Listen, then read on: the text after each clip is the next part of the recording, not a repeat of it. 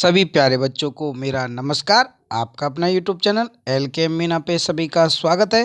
तो प्यारे बच्चों, आज की वर्कशीट हमारी शिक्षा निदेशालय की तरफ से दी जाने वाली कार्यपत्र संख्या 31, विषय हमारा विज्ञान, और ये कक्षा 8 की वर्कशीट है। सभी बच्चे यहाँ पे अपना नाम लिखें, यहाँ पे अपने कक्षा अध्यापक का नाम लिखें। आज की तिथि हमारी 5/2/2021 और दिन हमारा शुक्रवार का। तो प्यारे बच्चों, आज की वर्कशीट बेहद आसान रहने वाली है, तो सभी बच्चे वीडियो को अंत तक देखें और इसे अच्छे से समझने का प्रयास करें।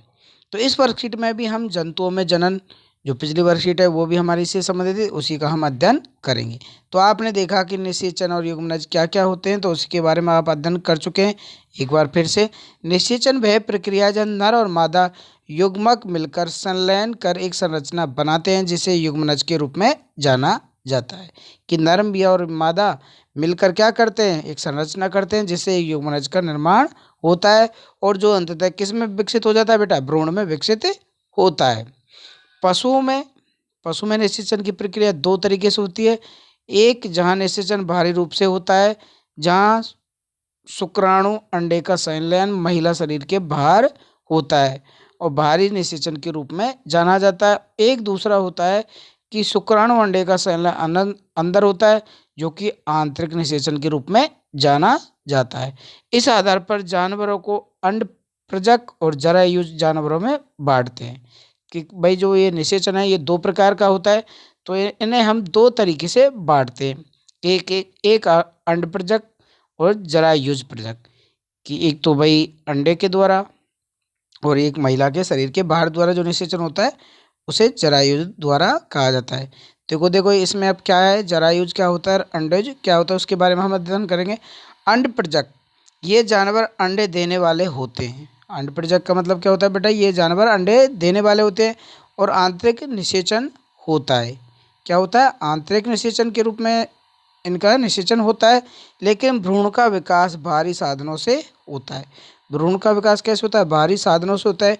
एक बार भ्रूण के परिपक्व होने पर अंडे का कठोर आवरण इन्हें सुरक्षा प्रदान करता है, जैसे पक्षी है, मेंढक है और मछलियाँ हैं। तो ये सभी जंतु इसमें आएंगे, ठीक है बेटा। और जरायुज, संतान को जन्म देने वाले जानवरों को जरायुज जानवरों के रूप में जाना जाता है। निषेचन और भ्रूण का विकास दोनों महिला शरीर के अंदर होता है, जरायुज वाले। ओके बेटा, जैसे उदाहरण के लिए कुत्ते, बिल्ली और मानव, ठीक है ना। तो ये जरायुज में आएंगे और ये अंड प्रजक में आएंगे। ओके बेटा, समझ गए होंगे आप अंड प्रजक और जरायुज के बारे में। अब देखते हैं आगे कि यहाँ पे इनको कि इनके अंतर बताए गए, भाई इन दोनों में क्या अंतर है, किसके आधार पर है, तो आप अंतर देखेंगे। ओके बेटा, तो क्रमांक नंबर 1, पहला देखो यहाँ पे एक आधार है भाई, इसको अर्थ कि भाई अंड प्रजक का क्या आता है, क्योंकि ये अंडे देते हैं। अंड प्रजक क्या करते हैं, अंडे देते हैं।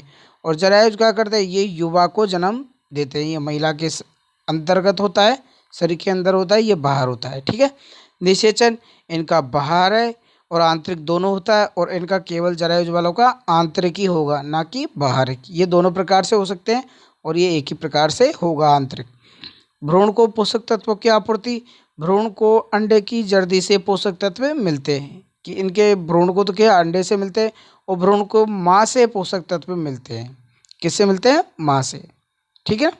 और जीवित रहने की संभावना, चूँकि बाहरी वातावरण में अंडे रखे जा सकते हैं, पोषण और देखभाल माँ द्वारा प्रदान की जाती है। इनकी देखभाल, भाई जीवित रहने की संभावना क्या होती है, तो यहाँ पे ये अंडे रखे जाते हैं और इनकी देखभाल कौन करती है, माँ के द्वारा की जाती है। उदाहरण के तौर पर मछली, उभयचर, कीट, पक्षी और सरीसृप, तो ये सब अंड प्रजक होते हैं। और मनुष्य, कुत्ते, हाथी, बिल्लियाँ, गाय, भैंस, हम कुछ भी इसमें, ऊँट वगैरह कुछ भी, और भी जो भी हैं हमारे प्राणी, उनके नाम हम इसमें लिख सकते हैं। ओके बेटा, तो आप सबने देखा कि अंड प्रजक और जरायुज क्या क्या होते हैं, तो उनके बारे में देखा, निषेचन के बारे में आपने सीखा। तो ये वर्कशीट बेहद महत्वपूर्ण है। अब देख लेते हैं हम बेटा इसके क्वेश्चन आंसर। पहला है कि अंड प्रजक जंतुओं के भ्रूण को पोषक तत्व कैसे मिलते हैं। कि जो अंड प्रजक जंतु हैं उनके भ्रूण को पोषक तत्व कैसे मिलते हैं, तो आप सबने ये पढ़ा कि जर्दी से, अंडे की जर्दी से प्राप्त होता है। तो ये इसका पहले क्वेश्चन का आंसर लिख देंगे हमने। भाई पोषक तत्व कैसे मिलता है, तो अंडे की जर्दी से पोषक तत्व मिलते हैं। अब हमें पूछा है कि अंड प्रजनक और जरायु जंतुओं के बीच अंतर स्पष्ट कीजिए। तो आप सभी ने अभी पढ़ा, तो ये पूरी सारणी हम इस दूसरे क्वेश्चन में लिख देंगे। ओके बेटा, तो ये दूसरे क्वेश्चन की पूरी ये सारणी है, तो ये इसका आंसर में हो जाएगी। ओके बेटा, ये 5 आधार पर इनके हैं, तो इनको हम इसमें कर देंगे। ये क्या कह रहा है नीचे तीसरा क्वेश्चन कि निम्नलिखित जानवरों को अंडाकार और जीव रूप के वर्णन करें। कि हमें दिए गए कीड़े और मछली और बाघ और इंसान, तो हमें इन्हें अंडाकार और जीवक के रूप में हमें लिखना है कि भाई अंडे कौन कौन से देते हैं और जीवों को जन्म कौन कौन सा देता है। तो बेटा मैं रेड पेन से अंडाकार जानवरों को लिख रहा हूँ, ठीक है। ये रेड जो गोला है, तो इससे मैं अंडाकार को लिख रहा हूँ। तो अंडाकार हमारे देखो कीड़े देंगे और मछली देगी, तो ये हमारे अंडाकार में आ जाएंगे ये दोनों, ठीक है। इसको फिर मैं अलग कलर से कर देता हूँ, जीवक को कर देते, जीवक में आ जाएंगे भाई, जीवों को जन्म देते इंसान और बाघ। ओके बेटा, तो जीवक को कौन जन्म दे रहा है, इंसान और बाघ। तो इस तरह आप इनको गोला करके और इसके आंसर में लिख देंगे। ओके बेटा, तो आपकी वर्कशीट कंप्लीट होती है। सभी प्यारे बच्चे अच्छे से इस वर्कशीट को अपने विज्ञान की कॉपी में नोट करेंगे और अपने टीचर से चेक कराएंगे। मेरी वीडियो को अधिक से अधिक लाइक और शेयर जरूर करें। Thank you, take care, bye bye बच्चों।